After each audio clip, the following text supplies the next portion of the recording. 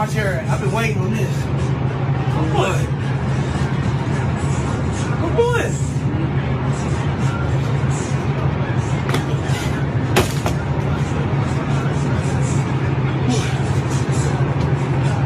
Like, it's your best bet to just walk away. I'm confused. You had no business telling her to shut up.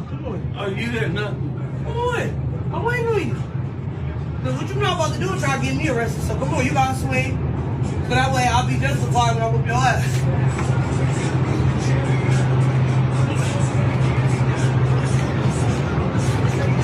Like, literally, just walk away. Just walk away. Like, are you kidding me? Some of you might be dying of laughter right now, and I'll be the first to admit that the video is kind of funny.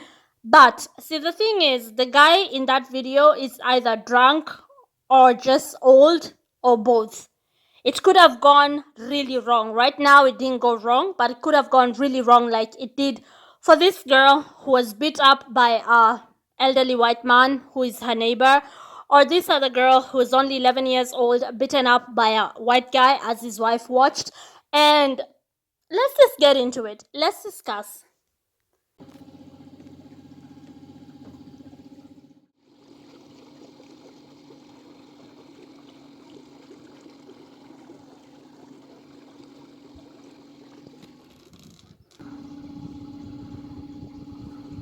Who will protect you as a black woman in predominantly white spaces?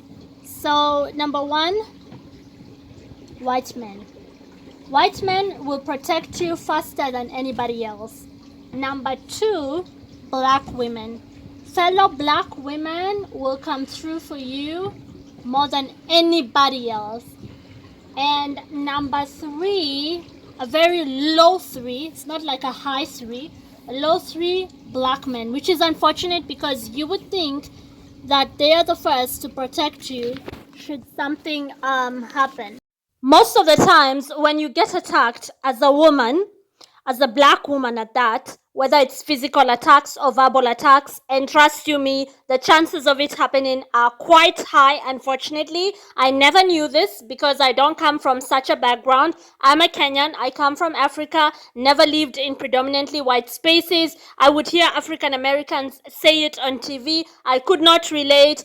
Finally came out here and saw what they mean. So this is what it is. It's just anti-blackness, but because the person cannot go for our men, the person is intimidated by our men, they go for the women and children, what they perceive to be the weaker gender, right? The women and the children, those who they can handle.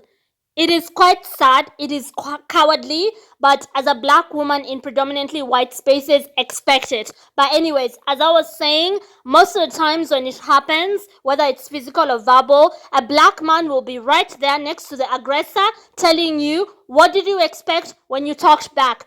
Drop the attitude. What did you expect when you went outside dressed like that? Like, they are so willing. Black men, our brothers, our cousins, our uncles, our fathers, they are so willing to quote unquote humble a black woman that they don't see the bigger picture. They're always just so ready to call us out on our quote unquote attitude. I've seen it at work where you expect a black man to come through and he comes through for the aggressor, not for you. He's like, oh yeah, I know our women. They have an attitude. They're just so stubborn, and he will be right there as you get attacked. I even made a video about that where I asked, do black men hate black women? I just straight up finally asked it.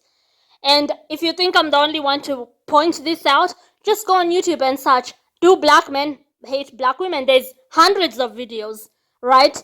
It's quite unfortunate, but it is a reality that needs to be said. Again, I didn't even come from such a background. I didn't even relate. I didn't even know what African Americans were talking about until I moved as a black woman, a Kenyan, an African, into a predominantly white nation. And then I thought, holy crap, these people don't protect us. That is black men. You will see it firsthand. A white man will come to your rescue faster than anyone else. If a white aggressor comes and starts picking on you, because again, it's anti-blackness, they go for the weak link, so to speak. The one who will not fight back, or so they think, right? Or if you fight back, they can handle you. They don't go for our men, for our black men. The person who will come and say, hey, be cool, leave the lady, let her be, will be a white man. So I'm just going to tell you real quick what the list looks like. As a black woman in predominantly white spaces, who will protect you first? Number one, white men. White men will protect a black woman faster than anybody else. So if like somebody was to attack you somewhere out, a crazy was to, oh, look at the duck, very beautiful. Do you see the duck? If like a crazy, oh, I hope I don't hit the duck. Scheisse. Scheisse is German for shit. Hi, ducky duck. The guy also is waving at me. Ahoy! And then number two,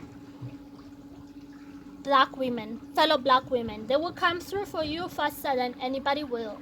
And then number three, which is a very low three actually, which is such a shame, it's black men. Black men will come through at a low three. And then last is white women. This is why when they talk about feminism, I'm like, feminism for who? Because you guys don't care about the kinds of discrimination that we face as black women, right? So that's the list. Number one, white men, and then fellow black women, and then